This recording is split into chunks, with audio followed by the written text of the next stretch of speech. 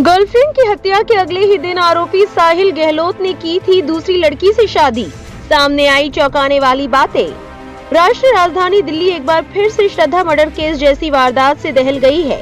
इस बार आरोपी लड़के ने लड़की की हत्या करने के बाद शव को फ्रिज में छिपा दिया और चौंकाने वाली बात तो ये है कि हत्या के अगले ही दिन दूसरी लड़की से शादी कर ली।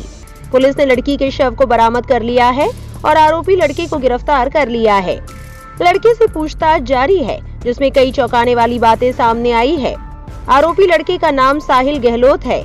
मित्राऊ गांव का रहने वाला साहिल गहलोत साल 2018 में निक्की यादव से उत्तम नगर के कोचिंग सेंटर में मिला था।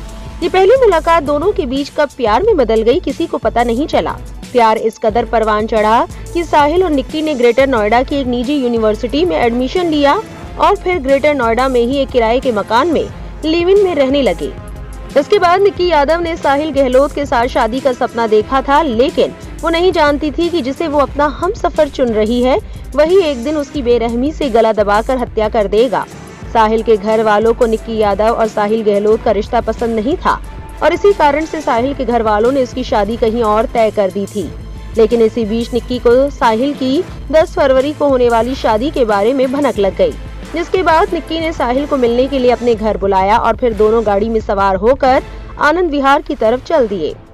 बीच रास्ते में लगातार साहिल निक्की को समझाने की कोशिश कर रहा था। कहा सुनी इस हद तक बढ़ गई कि साहिल ने गुस्से में आकर मोबाइल की डाटा केबल से अपनी ही गाड़ी में निक्की यादव की गला दबाकर हत्या कर दी और उसके बाद वहां से तकरीबन 40 किलोमीटर दूर साहिल निक्की के शव को अपनी गाड़ी में रखकर मित्राऊ गाँव के अपने ढाबे पर पहुँचा।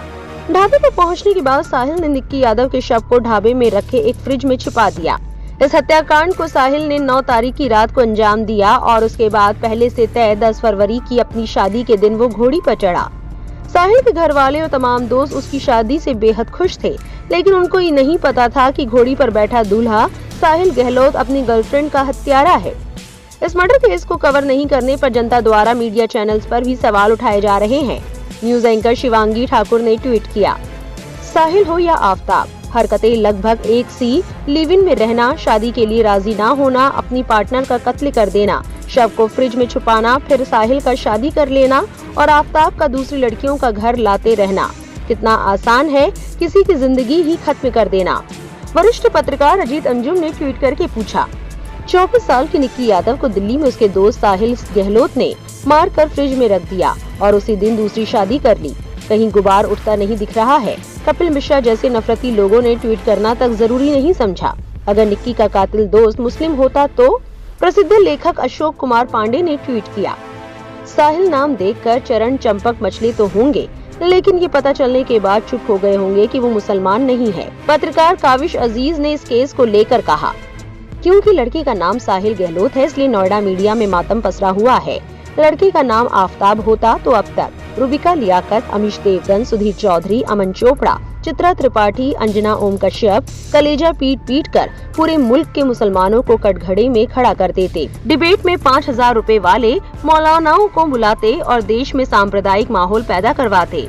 आपको बता दें, 10 फरवरी को साहिल ने इस पूरे हत्याकांड से अनजान परिवार की मर्जी से शादी की और शादी के महज 4 दिन बाद यानी 14 तारीख को दिल्ली पुलिस की क्राइम ब्रांच को इस हत्याकांड की भनक लग गई।